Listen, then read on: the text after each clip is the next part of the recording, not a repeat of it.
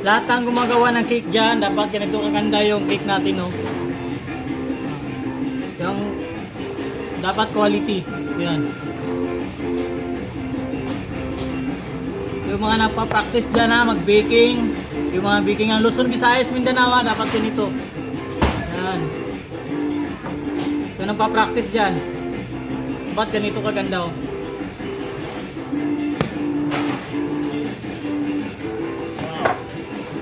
Ito na yung cake namin, oh. Dapat ganito kaganda yung gawa nyo.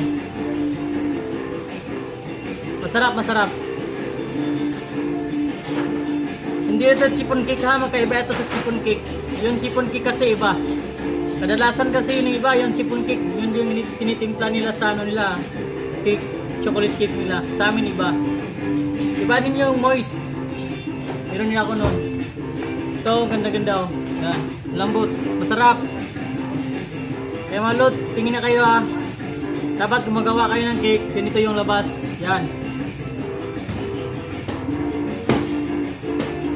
Para kung magbenta kayo, balik-balikan kayo ng customer mo. Dapat hindi mapait. Dapat ganito yung doon nyo, may itim. Yung chocolate. Para masarap. May technique to, may technique to dol. Yan. Yung isa pa. Ito natin. Yung isa pa. Wow. Same na, same. Ganda.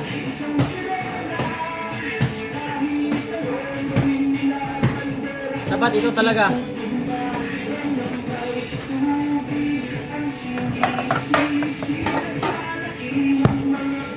Yung nagpa-practice din ha, yung nagpa-practice, manood na kayo. Dapat ganito yung doon nyo ha. Ganito kaganda.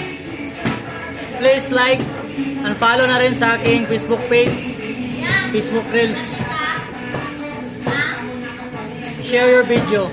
Thank you po. Salamat po sa inyo ha, sa nanonood. Salamat. Bye bye.